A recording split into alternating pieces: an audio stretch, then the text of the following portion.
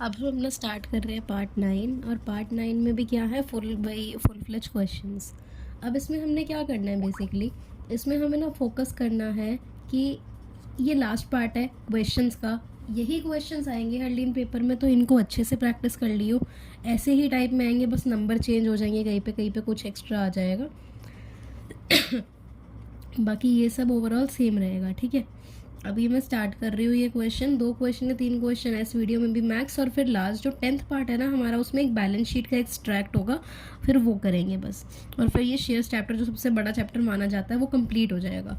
अब उसके बाद फिर हम अपना आगे फर्दर शुरू कर देंगे next chapters, but that is a secondary thing. अभी फोकस इस पर करते हैं। अब क्वेश्चन है, Raja LTD invited applications for issuing 50,000 equity shares. 50,000 equity shares issue करे हैं, 10 का 1 है, एप्लीकेशन पे 3 दिया है, अलॉटमेंट पे 5 दिया है, और फर्स्ट कॉल पे बैलेंस दिया है। इन्होंने क्या बोला, फर्स्ट कॉल पे बैलेंस दिया है। इसमें तो देखिए तो 10 का 1 शेयर है, इसमें कोई प्रीमियम नहीं है, तो मैंने क्या लिख दिया, 10 का ये टोटल शेयर है। एक शेयर कितने का था, 10 का, उसमें से अलॉटमेंट थी, एप्लीकेशन 3 की थी, अलॉटमेंट 5 की थी, फर्स्ट कॉल पे बैलेंस, मतलब 3 - 5 - 3 कितना आ जाता है, 2। तो बैलेंस कितना आ गया हमारा, 2 आ गया। तो फर्स्ट कॉल कितने की हो गई, 2 की, हमें पता लग गई। अब application for 80,000 shares were received, 80,000 के लिए एप्लीकेशंस रिसीव हो गई। जब पता लग गया कि 50,000 इशू करे हैं, 80,000 रिसीव हो गई, तो मतलब ओवर सब्सक्रिप्शन का केस आ गया। ओवर सब्सक्रिप्शन के केस में आँख बंद करके सबसे पहले ये टेबल बना देना है, ठीक है। अब उसके बाद इन्होंने बोला, इस क्वेश्चन में ट्विस्ट यही वाली लाइन है, allotment was made in the ratio of 5:4। Allotment जो हुई वो 5:4 में हुई, मतलब जो भी बंदा 5 शेयर्स के लिए अप्लाई कर रहा था उसे 4 मिल रहे थे। समझिए, ये ऐसे हुई है 5:4 में, तो यहाँ पे मैंने लिख दिया 5:4 में हुई है। And remaining applications were rejected, जो बची कुची थी, फिर इसमें ऑफ कोर्स है ना 80,000 के लिए तो रिसीव हो गई, 50,000 ही देनी थी, तो जो एक्स्ट्रा बची होंगी उनको क्या कर दिया, कंपनी ने रिजेक्ट कर दिया। वो अभी कैलकुलेशन में सब करके दिखाऊंगी, अभी बस क्वेश्चन समझ रहे हैं। Excess money received on application was adjusted on sums due to allotment. Due on allotment मतलब अलॉटमेंट में एडजस्ट कर दो जो बाकी का बचाएगा एक्स्ट्रा, ईजी। अब आता है एक शेयर होल्डर का नाम, नेहा। नेहा क्या है, एक शेयर होल्डर है, who had applied for 1500 shares. उसने अप्लाई करा है 1500 शेयर के लिए नेहा ने। उसे अलॉट कितने हुए ये तो बताया ही नहीं हुआ, तो मतलब हमें अलॉट निकालने पड़ेंगे इसके, जैसे हमने करा था ना पहले, तो अलॉट हमें निकालने पड़ेंगे। Did not pay the allotment money and on his failure to pay allotment money, यहाँ पे मैं लिख देती हूँ, ठीक है, एक सेकेंड। नेहा है एक शेयर होल्डर, उसके पास 1500 शेयर्स हैं, 1500 के लिए उसने अप्लाई करा है। अलॉटेड से हमने सारे करने होते हैं, तो अप्लाई लिख दिया मैंने आगे, इससे कोई कैलकुलेशन नहीं होगी, जितने उसे अलॉट हुए होंगे ना जब हम वो निकाल लेंगे तो मैं वो यहाँ पे लिख दूंगी। तो इसने क्या बोला, एक्सेस मनी कह रही, सॉरी, डिड नॉट पे allotment money on his failure on, ये देख क्या लिखा है, did not pay allotment money and on his failure to pay or the allotment money his shares are forfeited। Application they the, allotment नहीं दी, और allotment के बाद ही सब्सिक्वेंटली उसके शेयर क्या कर लिए गए, फोरफीट कर लिए गए। डन, यही लिखा है। अब फोरफीट कर लिए गए, उसके बाद देखो, आउट ऑफ फोरफीटेड शेयर्स जितने भी थे उसमें से 900 शेयर्स को री इशू करा, मतलब फोरफीचर की एंट्री तो हमने करनी ही है, जितने शेयर्स उसको अलॉट हुए होंगे वही तो फोरफीट करे होंगे ना, तो अलॉटेड निकालने हैं पहले तो उसके शेयर्स। उसके बाद इन्होंने कहा 900 शेयर्स वर री इशूड, 900 शेयर को री इशू करा है किस पे, 8 पर शेयर पे, मतलब यहाँ पे लिख देती हूँ 900 री इशू इक्वल्स टू कितने, 8 पर शेयर में, मतलब 10 का 1 शेयर है, तो 10 को 8 कैसे बनाऊंगी, -2 करके। जब -2 करा तो समझ आ गया यहाँ पे क्या है, डिस्काउंट का यूज़ होएगा, शेयर फोरफीचर जो री इशू की एंट्री है उसमें डेबिट करेंगे, ठीक है। अगर देखो कंसेप्ट अच्छे से आ गए होंगे तो देखो समझ भी आ जाएगा। तो यही क्वेश्चन है हल्दी, बस। अब उसके बाद भी इन्होंने बोला है जर्नलाइज कर दो इसको, तो अब हम शुरू कर देते हैं ये चीज़ें। अब हमारा सबसे पहले मेन काम क्या होता है, पहले मैंने देखो क्या लाइन समझानी थी, ये रेशियो वाली, जो 5:4 में हर चीज़ को क्या करा है इन्होंने, 5:4 में अलॉट करा है हर चीज़ को, उसकी पहले एक बार कैलकुलेशन देखते हैं यहाँ पे। मैंने क्या बोला तेरे को, अप्लाई, ये रफ में करना है, ठीक है, अप्लाई और अलॉट, ये मैंने रफ करा सिर्फ। हर 5 अप्लाई करने वाले को कितने मिल रहे हैं, 4, यही लिखा है ना, इसका यही मतलब हुआ है। हर 5 अप्लाई करने वाले को 4 मिल रहे हैं। तो ऐसे ही हमने क्या निकालना था सबसे पहले, सॉरी, हमने क्या निकालना था सबसे पहले कि 80,000 शेयर्स के लिए तो एप्लीकेशन रिसीव हो गई, वो कितने शेयर्स के लिए प्रो राटा कर रहे हैं, मतलब कितने शेयर उस बंदे ने अप्लाई करे होंगे कि उनको 50,000 अलॉट हुए, क्योंकि उनकी मैक्सिमम लिमिट क्या है, उन्होंने इशू 50 करे हैं तो 50 ही देंगे ना, तो मैक्सिमम लिमिट ही 50 है। तो उन्होंने बोला कितने शेयर्स वालों ने अप्लाई करा होगा, कितने बंदों ने, मतलब कितनी एप्लीकेशंस आई होंगी जिसमें से 50,000 शेयर्स हम अलॉट कर पा रहे हैं। तो हमें तो नहीं पता, तो हमने इसको x ले लिया। अब हम इसी तरीके से जैसे हम क्रॉस मल्टीप्लाई करते थे ना, क्या करते थे, 5 इंटू 50,000 बराबर में 4 इंटू एक्स है ना, 4x। तो आपकी जो x की वैल्यू आ जाएगी ना, x की वैल्यू आ जाएगी 62500, क्या आ जाएगी 62500। इससे मुझे हरलीन मेरी पहली कैटेगरी समझ आ गई। जिन बंदों ने 62500 62,500 शेयर्स अप्लाई हुए हैं, जिसके लिए मैं अलॉट कितने कर पा रही हूँ, सिर्फ 50,000, इतने शेयर्स बंदों ने अप्लाई करे हैं और इतनों को मैं 50,000 दे पा रही हूँ, मतलब प्रो राटा हो रहा है। ये क्या हो रहा है, प्रो राटा। जिन्होंने जितने के लिए अप्लाई करा होता है उससे उसको जब कम मिल रहा होता है तो उसको हम क्या कहते हैं, प्रो राटा कहते हैं। तो इतने शेयर्स के लिए हो रहा है। जब मैंने एक कैटेगरी बना दी तो उसके बाद मेरे को देख, इतनी चीज़ तो पता ही है, यहाँ पे अगर मैं लिखूँ तो मुझे सम तो पता ही है, कितनों ने अप्लाई करा है, सम कितना आना चाहिए, कितनों ने अप्लाई करा है 80,000, अलॉट कितने अलॉट कर सकती हूँ मैं, सिर्फ 50,000 ही। तो इससे मेरे को पता लगा इस साइड तो बैलेंस यहाँ पे बच रहा है। और इन्होंने क्या भी बोला था, एंड रिमेनिंग रिजेक्टेड, जितने बचे हैं उन्हें रिजेक्ट कर दो। तो 80,000 में से इतने शेयर्स के साथ अगर मैं प्रो राटा खेल रही हूँ तो जो बचे हुए शेयर्स हैं उनको तो मैंने क्या कर दिया, वापस भेज दिया, रिजेक्ट कर दिया। तो कितने बचे हैं, 80,000 में से 62500 को माइनस करूँगी तो मेरे पास आएगा 17500। इतने शेयर्स वालों को मैंने क्या कर दिया, रिजेक्ट कर दिया। मैंने अलॉट क्या करा, इन्हें कुछ भी अलॉट नहीं करा, इन्हें मैंने सीधा रिजेक्ट कर दिया। अब मैं इस टेबल को कंप्लीट कर सकती हूँ, इतना तो मेरे पास आ गया। अब इतना मेरे पास चीज़ें आ गई है कि अब मैं आराम से इस टेबल को कंप्लीट कर पाऊंगी। अब यहाँ पे रिसीव पे पहले जाते हैं।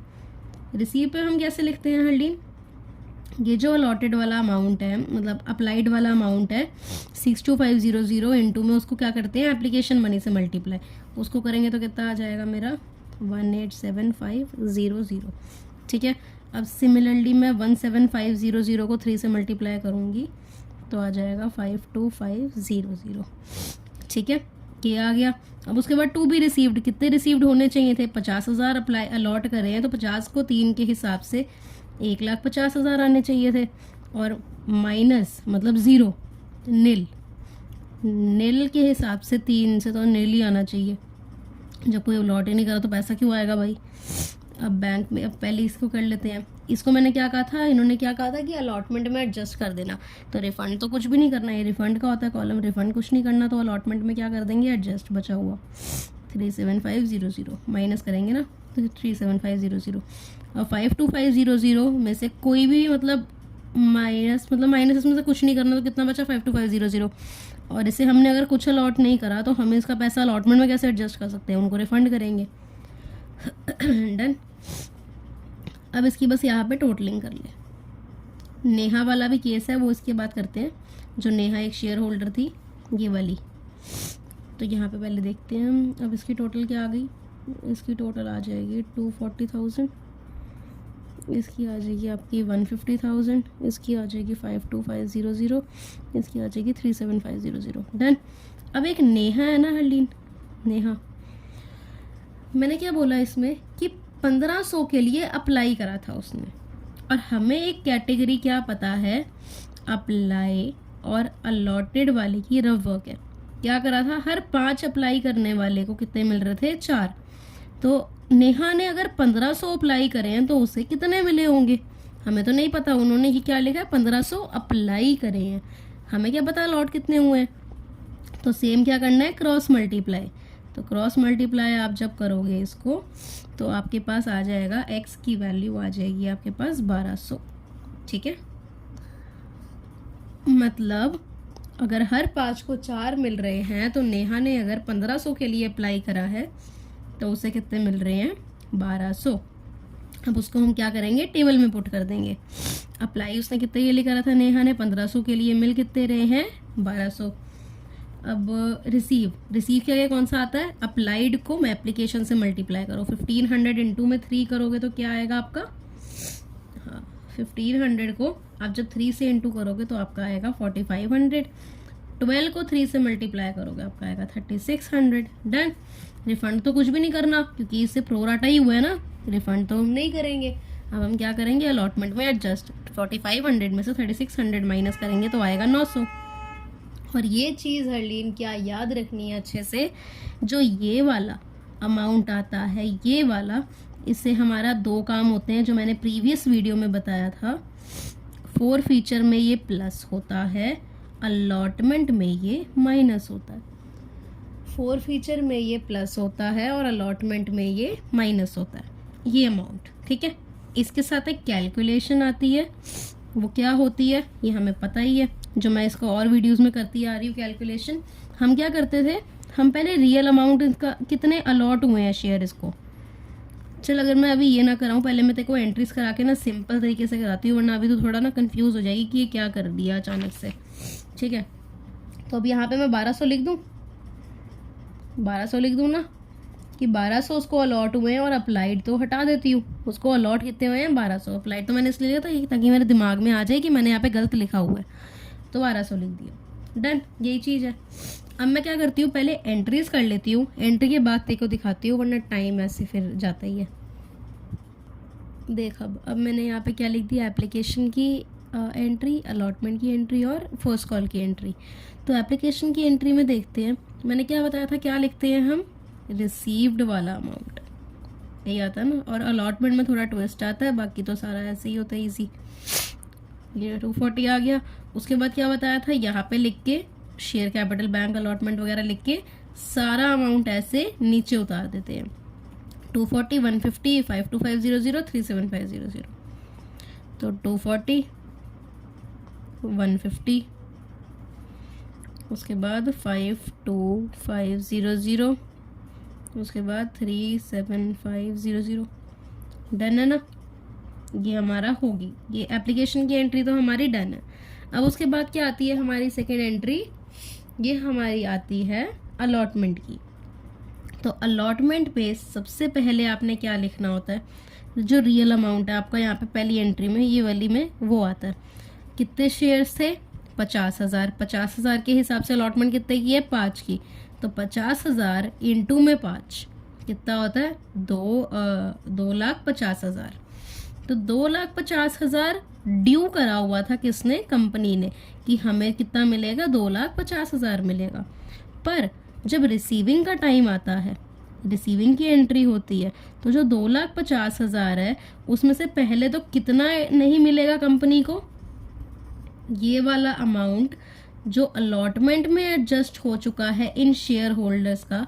इन्होंने एप्लीकेशन के टाइम पे ही कुछ एक्स्ट्रा पैसा दे दिया था जो हमने अलॉटमेंट में एडजस्ट कर दिया था।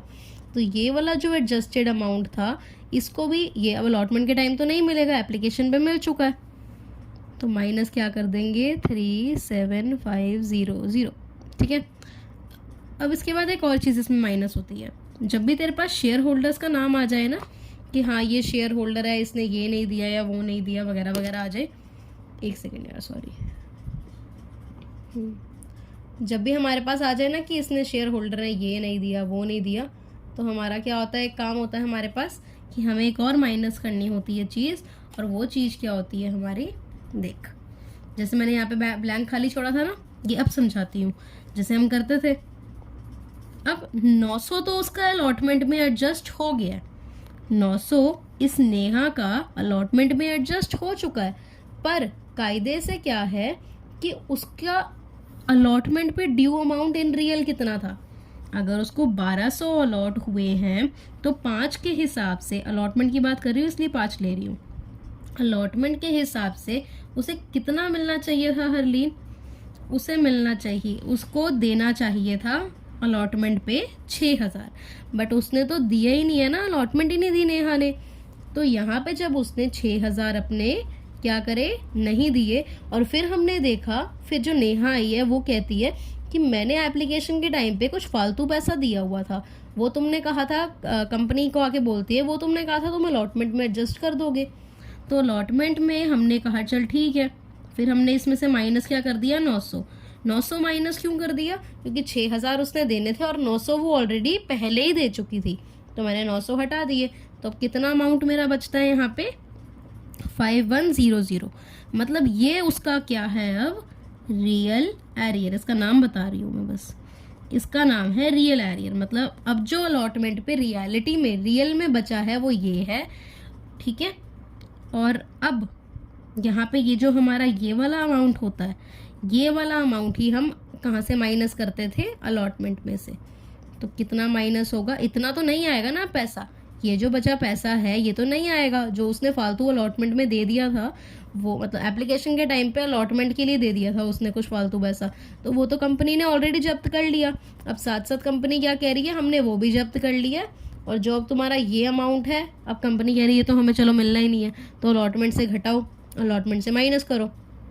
तो अब माइनस करा तो अब हमारा अमाउंट यहाँ पे कितना आएगा, हाँ यहाँ पे अब हमारा अमाउंट आएगा 207400, 207400। डन, ये हमारा अमाउंट आएगा। अब देखते हैं हमारी फर्स्ट कॉल की एंट्री। फर्स्ट कॉल की एंट्री बड़ी सिंपल होती है, और तू कहेगी कि हाँ 50,000 इंटू में जो फर्स्ट कॉल का अमाउंट है 2, इससे मल्टीप्लाई करके लिख दे मीत। बट यहाँ पे भी ऐसे नहीं कर सकते हम। क्यों नहीं कर सकते? क्योंकि एक चीज़ देख, नेहा के जो शेयर है, नेहा के पास कितने शेयर्स हैं, 1200 शेयर। 1200 शेयर को तो हम अलॉटमेंट के बाद ही सीधा फोरफीट कर रहे हैं ना। नेहा के पास 1200 शेयर है, उसको हम अलॉटमेंट के बाद ही फोरफीट कर रहे हैं। मतलब जो फर्स्ट कॉल है, फर्स्ट कॉल तो नेहा की जो 1200 शेयर्स है, 1200 शेयर से तो फर्स्ट कॉल आएगी ही नहीं हमारे पास।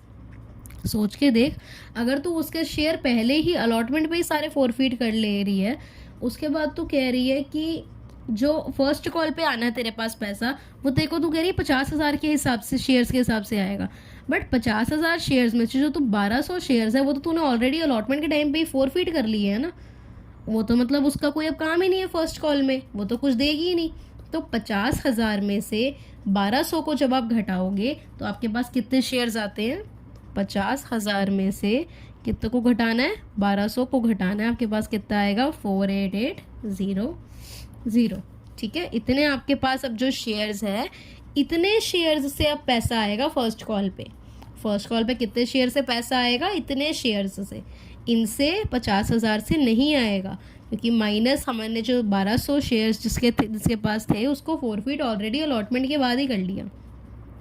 तो 48800 मल्टीप्लाई किससे करेंगे हम, फर्स्ट कॉल का रेट से। फर्स्ट कॉल का रेट कितना है, 2, तो कितना आएगा यहाँ पे 97600, 97600, 97600 और यहाँ 97600। डन है जी, ये भी हमारा हो गया। हमारे ये जो नॉर्मल एंट्रीज हैं ये तो हो गई। उसके बाद क्या बोला था, इसके शेयर फोरफीट कर लिए गए हैं अलॉटमेंट के बाद। फोरफीट की एंट्री अब फोरफीचर की करेंगे, उसके बाद री इशू की करेंगे कि 900 शेयर क्या कर रहे हैं, री इशू कर रहे हैं। तो एक बार मैं एंट्री कर लेती हूँ। देखो मैंने यहाँ पे फोरफीचर की एंट्री कर दी। यहाँ तक क्या है, अपनी फोरफीचर की एंट्री है, ठीक है। ये वाली फोरफीचर है, ये री इशू है। अब फोरफीचर की एंट्री में देख, शेयर कैपिटल को डेबिट करते हैं, टू फोरफीचर को हम क्या करते हैं, क्रेडिट, और फिर क्या लिखते हैं, टू अनपेड कॉल्स, जो भी कॉल नहीं दी होती। तो क्या कॉल नहीं दी थी उसने, शेयर अलॉटमेंट नहीं दी थी, तो मैंने सीधा नाम ही लिख दिया शेयर अलॉटमेंट, ठीक है। अब देखते हैं कैसे अमाउंट लिखेंगे हल्ली। ये देख, शेयर कैपिटल के आगे मैंने क्या बताया था, क्या अमाउंट आता है, जितने उसके शेयर्स हैं, 1200 शेयर है, और शेयर कैपिटल के आगे आता है कॉल्ड अप फेस वैल्यू। क्या आती है, कॉल्ड अप फेस वैल्यू। तो यहाँ पे आप देख सकते हो, कॉल्ड अप फेस वैल्यू मतलब मैंने क्या बताया, इस एरो के ऊपर वाली हमने क्या ले लेनी होती है, सारी वैल्यूज। इस एरो के जहाँ पे आप फोरफीट कर रहे हो उसके ऊपर की सारी वैल्यू। तो 5 और 3 कितना होता है, 8। तो कितनी बुलाई गई थी उस टाइम, 8। इनटू में क्या कर देंगे 8, तो कितना आएगा अमाउंट हमारा 9600। डन। अब आता है शेयर फोरफिटेड। शेयर फोरफिटेड के आगे मैंने क्या बताई थी एक चीज़, कितने शेयर्स है, पहले तो 1200 शेयर्स है जी। शेयर फोरफिट के आगे कौन सा आता है, जब्त करा हुआ अमाउंट, कितना जब्त करा हुआ है, तो मतलब उसने जितना पे कर लिया होगा उतना ही कंपनी ने जब्त करा होगा। तो नेहा ने पे कितना कर दिया था, 3 पे कर दिया था, तो मैंने यहाँ पे क्या लिख दिया, इनटू में 3। इतना समझ आया।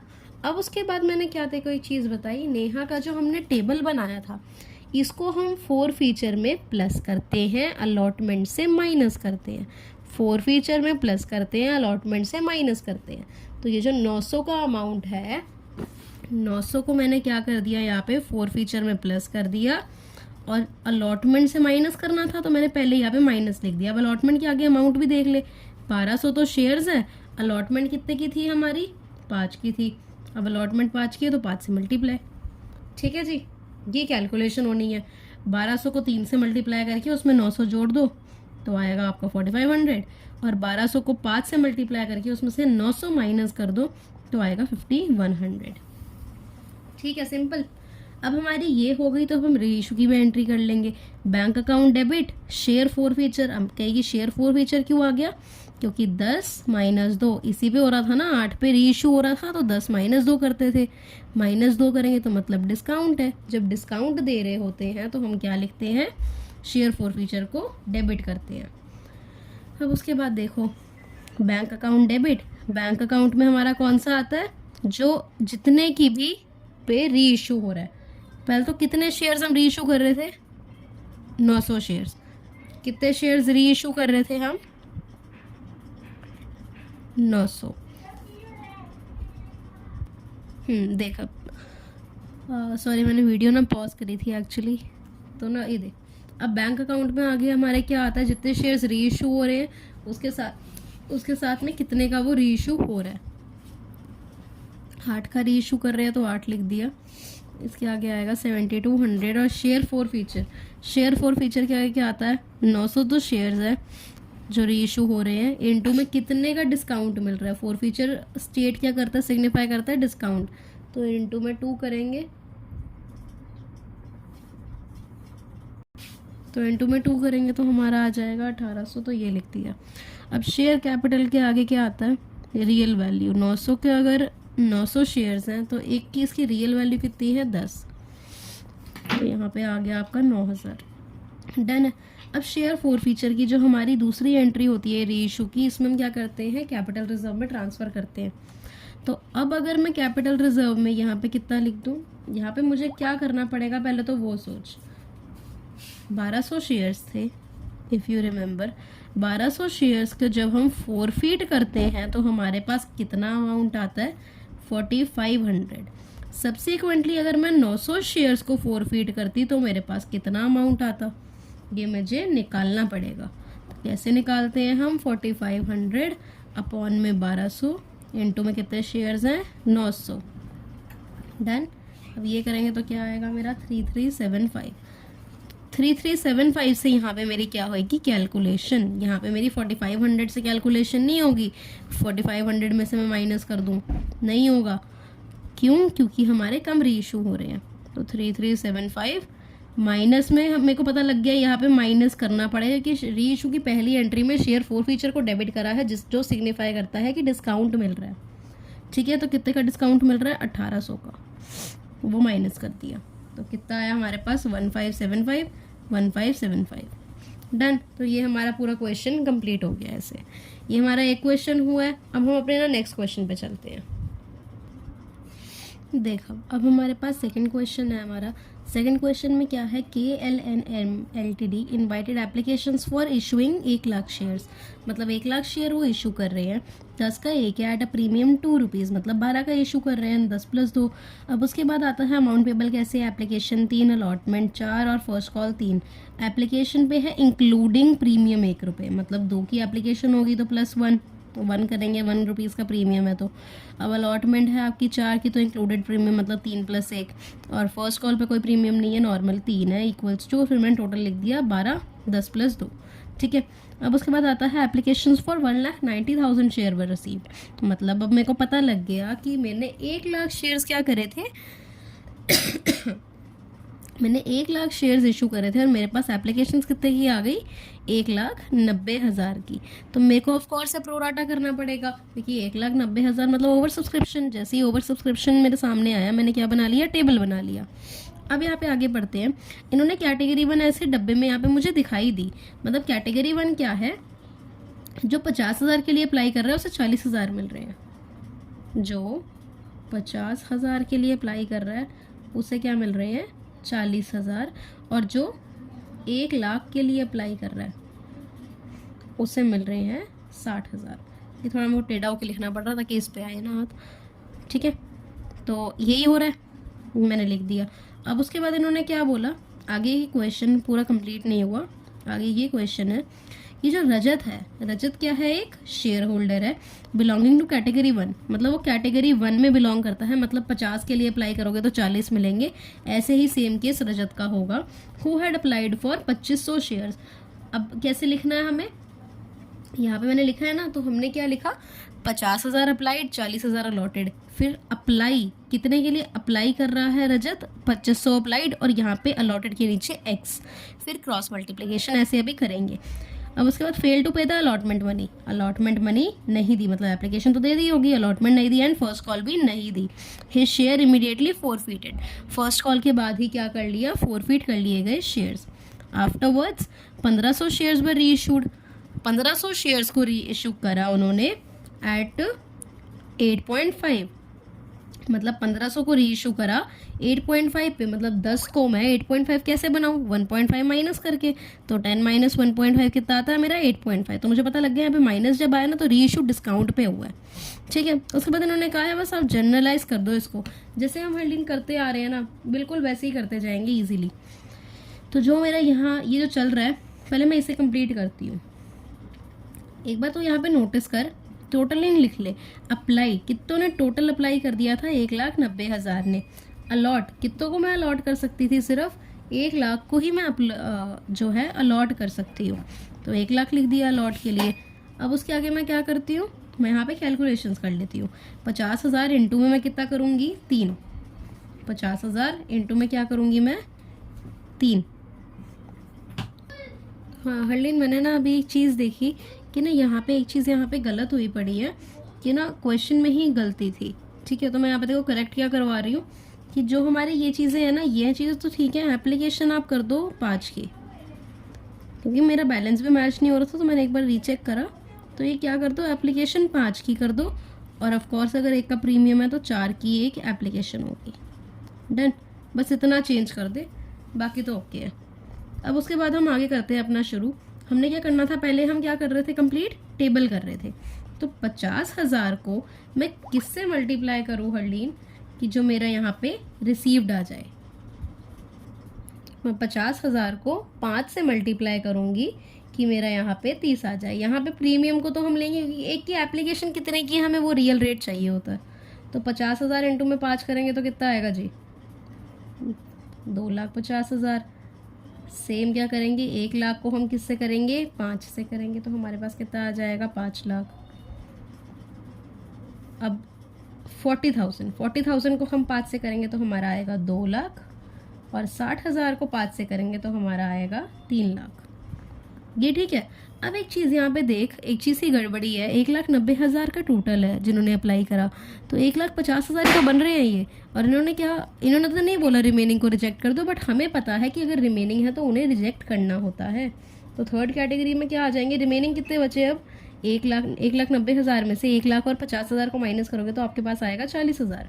40,000 को कुछ भी नहीं मिला, तो 40,000 5 के हिसाब से कितना बनता है, 2,00,000। And same as it is 0 into में 5 करोगे तो क्या आएगा, 0। डन है। इसकी आप टोटलिंग लिख दो, इसकी टोटलिंग लिख के क्या आएगा, 9,50,000 एंड सिमिलरली 5,00,000। अब यहाँ पे देखते हैं, जब हमें पता है यहाँ पे प्रोराटा हो रहा है, यहाँ पे प्रोराटा हो रहा है, तो अलॉटमेंट में ही एडजस्ट होंगे ये। तो बैंक में यहाँ पे तो कुछ नहीं आएगा, बट हमें पता है यहाँ पे तो बैंक में ही आएगा क्योंकि यहाँ पे तो कोई अलॉट ही नहीं हो रहा। तो 2,00,000 का रिफंड होगा, यहाँ पे कुछ नहीं आएगा इनका, इनका अलॉटमेंट में कुछ एडजस्ट नहीं होगा और इन दोनों का अलॉटमेंट में ही एडजस्ट होगा, बैंक में कुछ भी रिफंड नहीं होगा। तो यहाँ पे कितना एडजस्ट होगा 50,000, यहाँ पे होगा 2 लाख, ठीक है। और यहाँ पे टोटलिंग लिख देना, टोटलिंग क्या आ जाएगी, यहाँ पे 2 लाख आएगी इसकी और इसकी आ जाएगी 2,50,000, ठीक है। ये चीज़ बन गई। ये टेबल ना देखो लग रहा होगा कि बड़ा टाइम कंज्यूमिंग है, बहुत देर लगेगी बनने में, बट तो जब क्वेश्चन की प्रैक्टिस, इन्हीं क्वेश्चंस की बार बार प्रैक्टिस करती रहेगी ना, तो एकदम इजीली बहुत जल्दी टेबल बनेगा ये, ठीक है। तब शुरू करती हूँ यहाँ पे कि रजत का बोला था कैटेगरी 1 में बिलोंग करता है और उसे इतने अप्लाई हुए हैं। यहाँ पे एक बार रजत भी लिख देंगे हम, ठीक है, रजत का भी बना देंगे यहाँ पे। तो ये कहा था कैटेगरी 1 में क्या हुआ था, अप्लाई और अलॉटेड। 50,000 को क्या मिले थे, 40,000। तो अगर रजत ने 2500 के लिए अप्लाई करा है कैटेगरी 1 में, तो उसे कितने अलॉट हुए होंगे, क्रॉस मल्टीप्लाई करो। जब क्रॉस मल्टीप्लाई करोगे तो आपका क्या आएगा, 2000 आ जाएगी एक्स की वैल्यू। तो मतलब 2000 उसको अलॉट हुए होंगे अगर उसने 2500 के लिए अप्लाई करा। सेम आप क्या लिख दो, यहाँ पे लिख दो 2500 के लिए अप्लाई करा था रजत ने, 2000 अलॉट हुए, और टेबल पूरा बना दे। टेबल पूरा बनाने के लिए क्या लिखेगी यहाँ पे, अब 2500 इंटू में 5 करोगे तो कितना आएगा आपका 12500। अब 2000 को इंटू 5 करोगे तो आपका आएगा 1 लाख आएगा, कितना आएगा, सॉरी 10,000 आएगा, सॉरी। तो यहाँ पे आएगा आपका 10,000, ठीक है। अब एक्स्ट्रा अमाउंट जब पता है प्रोराटा हो रहा है तो रिफंड तो कुछ होगा नहीं, यहाँ पे एडजस्ट ही होगा 2500, ठीक है। अब यहाँ क्या रखना है, ये वाले अमाउंट को 4 फीचर में प्लस करना है और अलॉटमेंट से हटाना है। तो यहाँ पे हम क्या, अभी मैंने पिछले क्वेश्चन में भी कैलकुलेशन दिखाई थी, देखो मैं इसके नीचे ही कर रही हूँ। तो क्या कैलकुलेशन दिखाई थी मैंने कि, चल मैं यहाँ पे कर देती हूँ, ठीक है। अब वो कैलकुलेशन थी हमारी कि 2000 अगर शेयर्स अलॉट हुए हैं रजत को, इनटू में अलॉटमेंट का रेट क्या था मेरा 4 के हिसाब से मुझे कितने मिलने चाहिए, 8000 मिलने चाहिए। बट रजत ने ऑलरेडी एप्लीकेशन के टाइम पे कुछ एक्स्ट्रा पैसा दे दिया था, जो हमने कहा था हम अलॉटमेंट में एडजस्ट कर देंगे, तो वो पैसा कितना था 2500। तो हमारे पास कितना अमाउंट बचा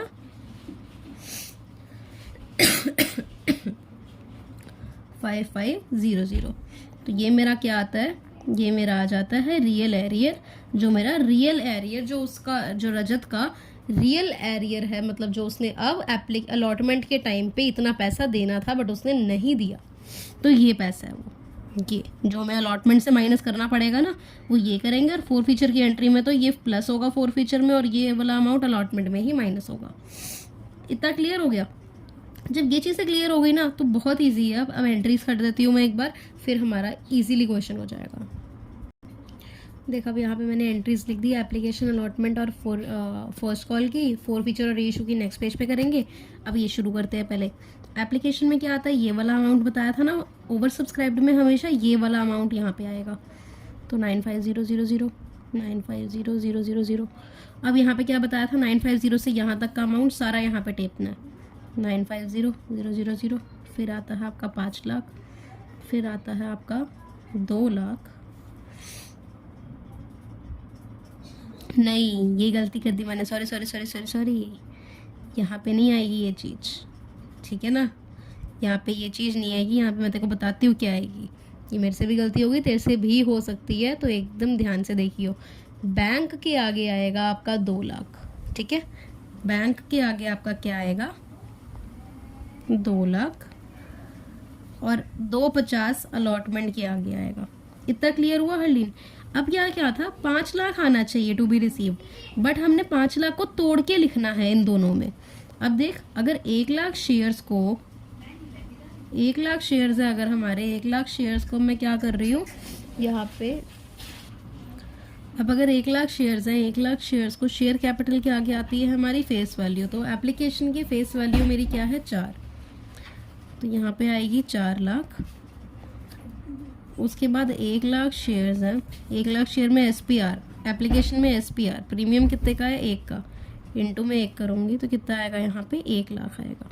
ये जुड़ के बना 5 लाख ही, बट इसे तोड़ के हमें लिखना पड़ा। इसमें मैंने एसपीआर को क्रेडिट क्यों करा, क्योंकि यहाँ पे हमारा एप्लीकेशन में भी SPR इंक्लूडेड था, और SPR हमेशा रिसीविंग कह रही हूँ, ड्यू की एंट्री में क्रेडिट होता है हमेशा, ठीक है। तो यहाँ पे कर दिया।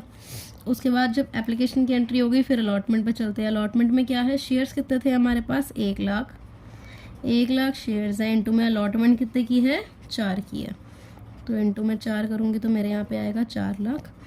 अब शेयर कैपिटल क्या आता है, फेस वैल्यू, तो 1 लाख शेयर्स है, इंटू में फेस वैल्यू क्या है अलॉटमेंट की 3, कितना आ जाएगा 3 लाख। उसके बाद SPR में क्या करूँगी, 1 लाख शेयर्स है, इंटू में प्रीमियम कितने का है अलॉटमेंट की एंट्री में 1 का, कितना आ जाएगा 1 लाख। मैच हो गया, तो ये मेरी हो गई।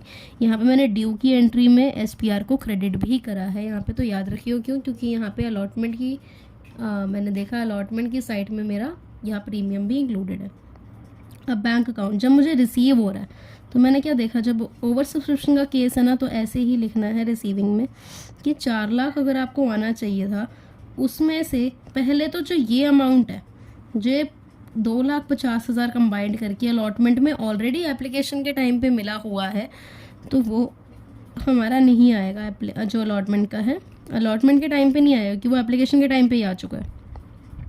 अब ये माइनस कर दिया, उसके बाद माइनस क्या करना था, ये अमाउंट माइनस करेगी इसमें से, ये वाला नहीं होगा। हमने यहाँ पे रियल एरियर निकाला है कि कितना अब एरियर बचा है, तो वो कितना था 5500, इसको माइनस करेंगे।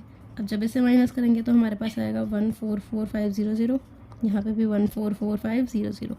अब ये चीज़ अलॉटमेंट की एंट्री हो गई। अब फर्स्ट कॉल की एंट्री पे आते हैं। फर्स्ट कॉल में मैंने देखा रजत का कब हो रहे हैं, जो शेयर्स है 2000, वो फर्स्ट कॉल के बाद हो रहे हैं, मतलब फर्स्ट कॉल पे भी रजत ने पैसा वो नहीं दिया हुआ, तो मतलब वो मैं मल्टीप्लाई करके माइनस होगा, वो सीधा शेयर्स में से माइनस नहीं होंगे ये। अब 1 लाख शेयर्स हैं, ये भी ड्यू की एंट्री है ना, 1 लाख शेयर्स हैं, इंटू में कितनी है फर्स्ट कॉल की, फर्स्ट कॉल का अमाउंट 3, इंटू में 3 मतलब 3 लाख, ठीक है।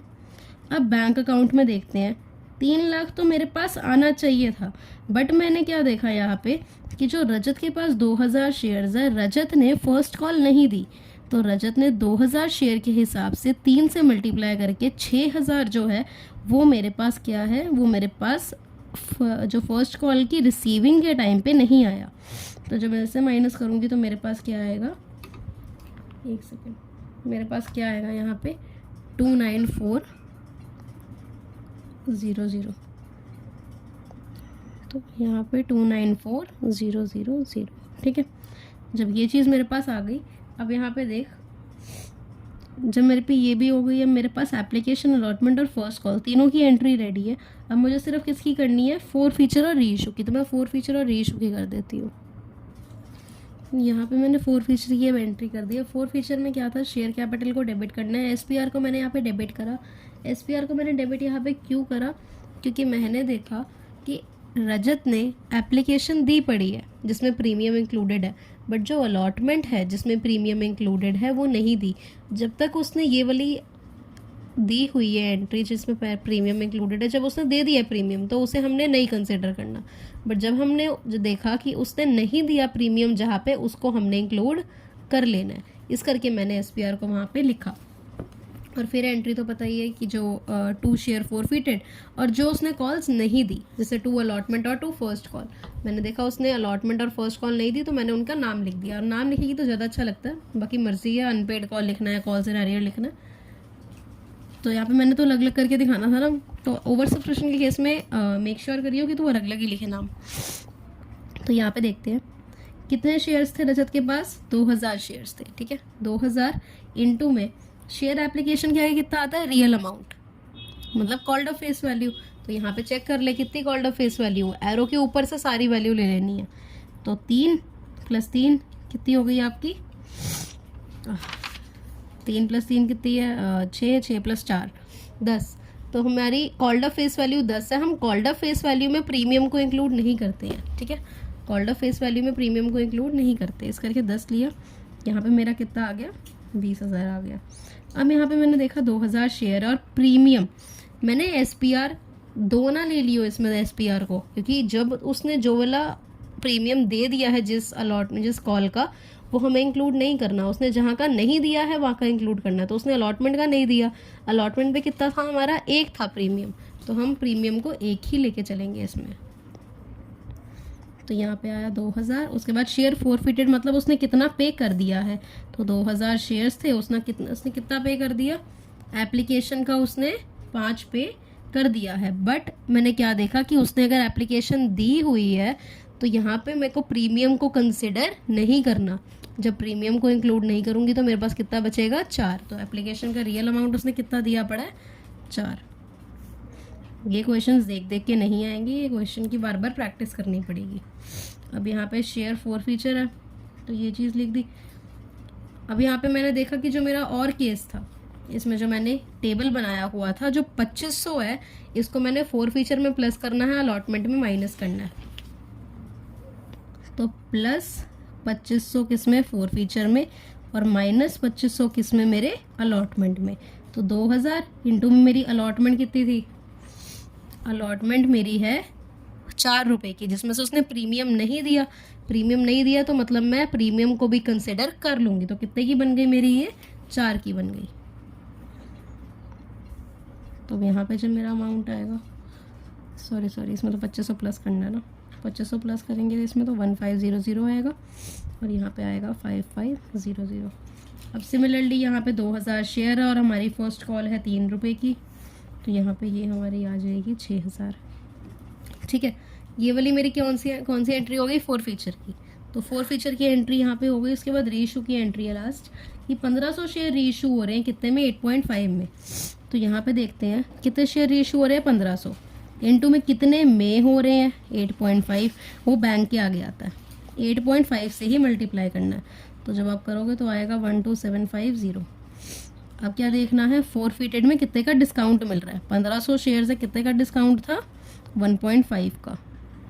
तो इसे मल्टीप्लाई करके आएगा 2250। ये हो गया। फिर शेयर कैपिटल, मतलब 1500 शेयर्स हैं इनटू में शेयर कैपिटल मतलब रियल फेस वैल्यू, रियल कितना है 10 का, तो यहाँ पे 15,000। ठीक है, ये मैच करके देख लियो डेबिट को और क्रेडिट को, तो ये मैच हो जाएगा। अब देखते हैं यहाँ पे फोरफीचर में। अब यहाँ पे मैंने क्या देखा कि जितने शेयर्स उसके फोरफीट कर रहे हैं उससे कम रीइशू हो रहे हैं। तो एक यूनिटरी मेथड वाली कैलकुलेशन जो हमारी ज़रूरी हो जाती है, 2000 शेयर्स को जब मैं फोरफीट कर रही हूँ तो मेरे पास फोरफीचर में अमाउंट आ रहा है 10500। सिमिलरली अगर मैं 1500 शेयर्स को फोरफीट कर रही होती तो मेरे पास कितना अमाउंट आता, मुझे वो निकालना है। कैसे निकालेंगे, 10500 को अपॉन में 2000 इंटू में क्या करेंगे, 2500 मतलब 1500, ये मेरा अमाउंट आ जाएगा 7875। ठीक है, ये वाला आ जाएगा अमाउंट 7875। अब 7875 में से मैं क्या माइनस करूँगी, मुझे माइनस करना पड़ेगा, अगर यहाँ पे डिस्काउंट ना होता, शेयर फोरफीटेड को मैंने यहाँ पे डेबिट ना करा होता, जो मेरी रीइशू की पहली एंट्री थी उसमें, और प्रीमियम होता है इसमें, तो यहाँ पे मैं कुछ माइनस ना करती। अगर यहाँ पे प्रीमियम भी ना होता मैं तब भी कुछ माइनस ना करती, बट यहाँ पे डिस्काउंट है, हमेशा यहाँ से डिस्काउंट माइनस होगा। तो डिस्काउंट कितने का है, 2250 का। 2250 को मैं माइनस कर दूंगी तो मेरे पास कितना आ जाएगा, 5625। ठीक है, यहाँ पे मेरी ये वाली भी एंट्री हो गई सारी, और फोरफीचर वगैरह की भी हो गई। यही 6 मार्कर क्वेश्चन है जो हमारे पेपर में आ सकते हैं। बाकी सैम्पल पेपर में जो होंगे वो उस हिसाब से करेंगे। बाकी ये क्वेश्चंस हो गए, इसका पार्ट 10 रह गया बस, वो 10th पार्ट कल अपलोड कर दूँगी, तो वहाँ पे वो देख लियो अब।